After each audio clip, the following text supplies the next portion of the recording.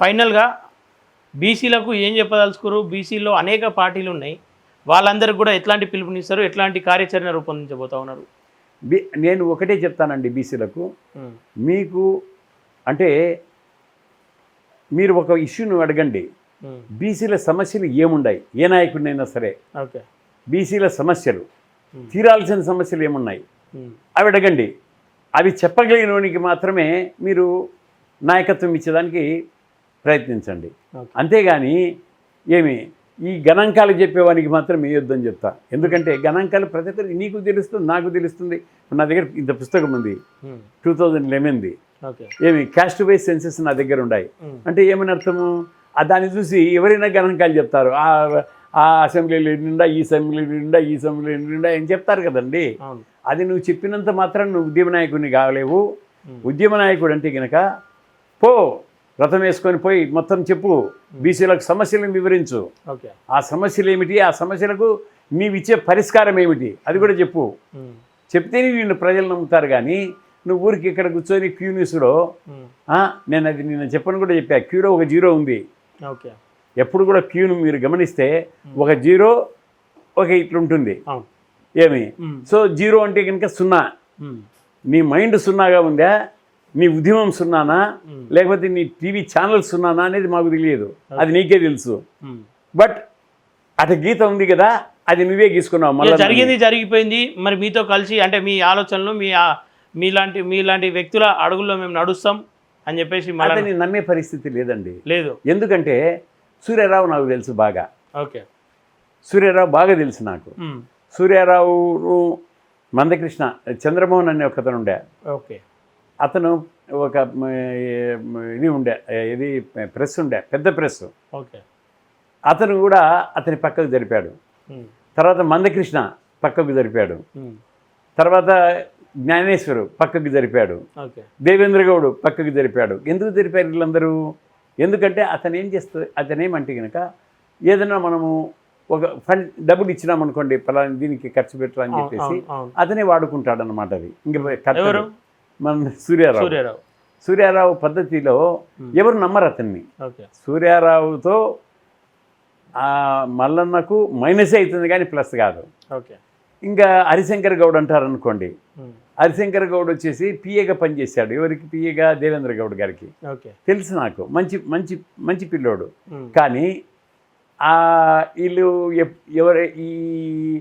అక్కడి నుంచి ఏదో ఆయన అడిగి కొద్ది పైసలు పంపించమను, ఇక్కడ పంపించమను అని చెప్తారు. ఎందుకంటే రాజకీయ నాయకులు, మినిస్టర్స్ అయినాక వాళ్ళకు డబ్బులు వాళ్ళ దగ్గర నుంచి ఖర్చు పెట్టారు. ఎన్నో కూడా ఫండ్స్ తెప్పించుకుంటారు. ఇప్పుడు ఆ ఫండ్స్ తెప్పించడంలో ఇతను చాలా నిష్ణాతుడు. సో ఇతని అందుకే పెట్టుకున్నాడు ఆయన. వర్కింగ్ ప్రెసిడెంట్గా ఇప్పుడు డిక్లేర్ చేశాడు హరిశంకర్ గౌడ్. జానయ్య ఒకడు. ఇంకా జానయ్య మళ్ళీ ఏం చేస్తాడో నాకు తెలియదు. ఆయన జెడ్పీటీసీలో ఎంపీటీసీలో ఉన్నాను సార్, నేను పనిచేశానని చెప్పాడు. బట్ ఈజ్ కొద్దిగా ట్యాక్ట్ఫుల్ మనిషే, చెప్పగలడు. ఇట్లా అతనికి నిన్న వేసిన కమిటీని చూస్తే there is no worth people who can, Mallanna తప్ప వాళ్ళందరూ ఈ స్పీచ్ ఇచ్చే పరిస్థితిలో లేరు. తర్వాత అవగాహన లేదు ఏది BC issues. There are near about 6-7 issues, very important issues ఉన్నాయి. ఆ ఇష్యూస్ వాళ్ళకి అసలు ఆ ఇష్యూ ఏమిది, దాన్ని ఎట్లా పరిష్కారం చేయాలి అనేది వాళ్ళకి తెలియదు. చెప్పండి, క్రిమిలు ఏం పరిష్కారం చేస్తారో అడగండి మల్లన్నను. Whereas I will tell Narendra Modi also how to do it.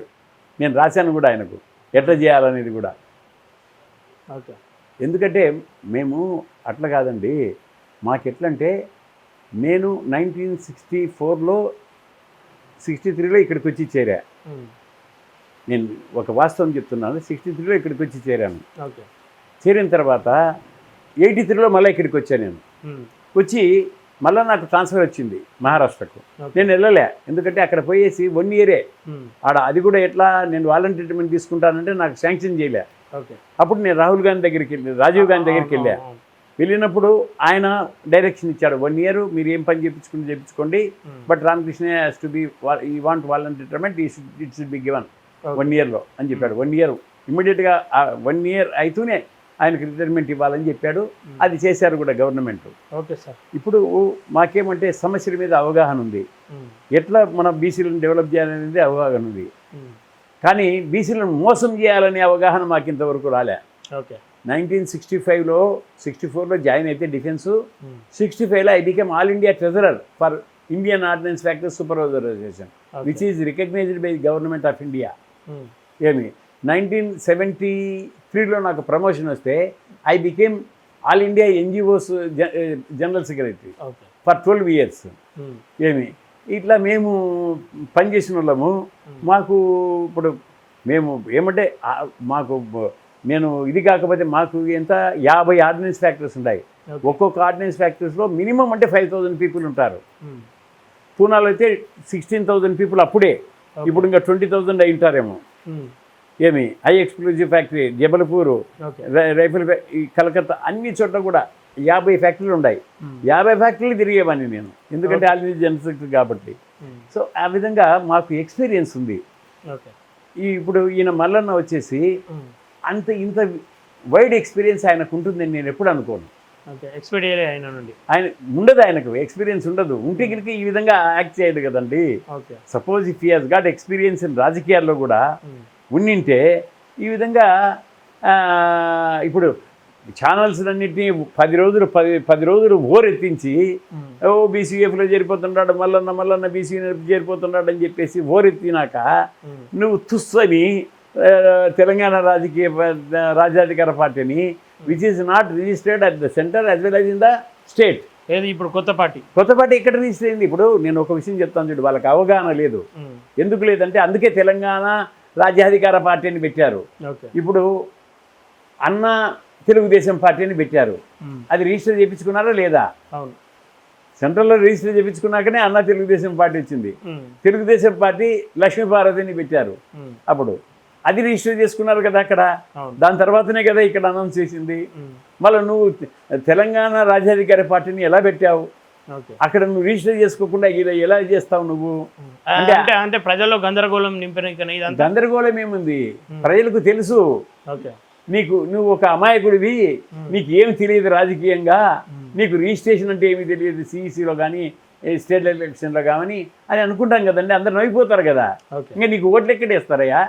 నవ్విపోయిన వాళ్ళు చెప్పండి, నాకు ఓట్లు వేస్తారా? When you have no knowledge how can they vote for you? అది ఫైనల్ గా అయితే మీకు ఎట్లాంటి ఇబ్బంది లేదు. మాకు ఇబ్బంది ఎప్పుడు ఉండదండి. మాకు ఎల్లన్న రాని మల్లన్న రాని మేము చేర్చుకుంటూనే ఉంటాము. ఎందుకంటే రాజకీయ పార్టీలకు అందరూ అవసరమే.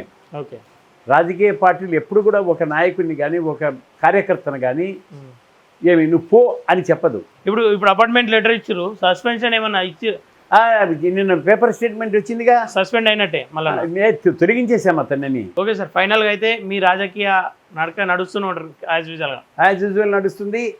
100% 2028లో మాత్రము ఏమి అక్టోబర్లో మీరు చూస్తారు మా పార్టీ ఎమ్మెల్యేలు అసెంబ్లీలో అడుగు పెడతారు.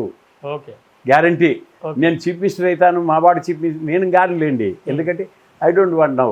నేను ఎప్పుడూ కాదనుకోలేదు, నాకు చీఫ్ మినిస్టర్ పదవే అవసరం లేదు. కానీ మా వాళ్ళు అయ్యే అవకాశం ఉంది, అయినా మంచిది. లేకుండా పోయినా కూడా మా వాళ్ళు కన్సిడరబుల్ ఎమ్మెల్యేస్ మాత్రమే అసెంబ్లీలో ఎంటర్ అవుతారు. Okay sir, thank you so much sir.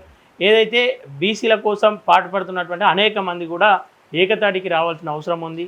ఖచ్చితంగా ఎవరైతే బీసీ మేధావులు బీసీల కోసం వాళ్ళ జీవితాలనే త్యాగం చేసినటువంటి ఇట్లాంటి వ్యక్తులను కూడా ఖచ్చితంగా మనం నడిచే మార్గంలో వాళ్ళ అనుభవాలను వాళ్ళ అడుగులను కూడా మనం షేర్ చేసుకోవాల్సిన అవసరం ఖచ్చితంగా ఉంది. అలాగే ఎవరైతే బీసీలను అడ్డం పెట్టుకొని రాజకీయంగా ఎదగాలని చెప్పి చూస్తూ ఉన్నారో వాళ్ళను కూడా గ్రహిస్తూ బీసీ రాజాధికారం వైపు అడుగులు వేయాలని ఈ సందర్భంగా కోరుకుంటూ చూస్తున్నానండి ప్లస్ టీవీ. Thank you.